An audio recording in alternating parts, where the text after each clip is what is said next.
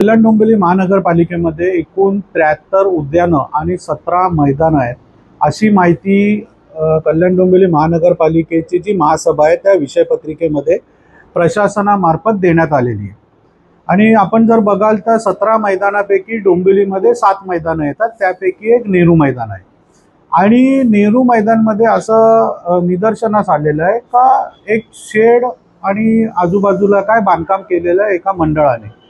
आणि हे आता लक्षात आलं ज्या वेळेला ही विषयपत्रिका आली महासभेमध्ये आणि त्याच्यामध्ये प्रशासनाने स्पष्ट म्हटलंय का उद्यानापैकी काही 5 का 10 उद्यानं त्यांनी भाडेतत्वावर दिलेली आहेत, परंतु मैदानापैकी एकही मैदान कोणालाही त्यांनी भाडेतत्वावर किंवा कुठल्याही करारनाम्याने दिलेलं नाही।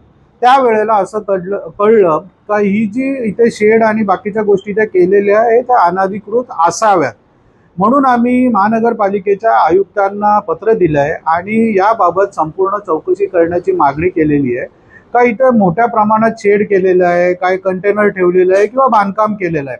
आणि एक प्रमुख गोष्ट इथे निदर्शनास आलेली आहे का कमान देखील मोठ्या प्रमाणात इथे केलेली आहे आणि त्यावर कल्याण डोंबिवली महानगरपालिका असा उल्लेख केलेला आहे। माझी अशी माहिती आहे का याला कुठलाही शासनाचा निधी किंवा महानगरपालिकेचा निधी वापरला नसून खाजगी निधी याच्याकरिता वापरण्यात आलेला आहे। आणि महानगरपालिकेच्या अधिकाऱ्यांकडे याची चौकशी जेव्हा आम्ही केली तेव्हा त्यांनी सांगितलं का आम्हाला याच्या बाबतीत कुठलीही माहिती नाहीये।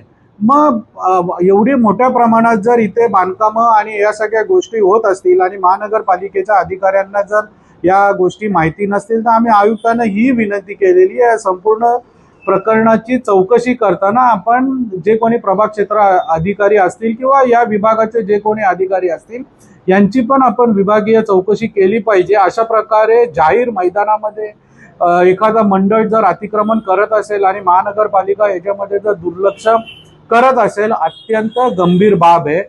याच्यापेक्षा अजून एक गंभीर बाब अशी आहे याच्यामध्ये का महानगरपालिकेचे सफाई कर्मचाऱ्यांची एक वस्ती आहे नेहरू मैदानच्या बरोबर पाठीची आणि त्या सफाई कर्मचाऱ्यांकरता महानगरपालिकेने तिथे शौचालय उभारला होता आणि तो शौचालय अस्तित्वात नसून वापरण्यात देखील येत होता।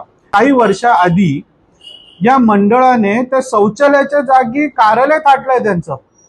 माझी आयुक्तांना एवढीच विनंती आणि मागणी आहे का आपण या प्रकरणामध्ये तात्काळ चौकशी करून याच्यावर कारवाई करायला पाहिजे। अशा प्रकार जर मैदान हडप होत चालली तर डोंबिवली शहराचे मुलं जाणार कुठे खेळायला।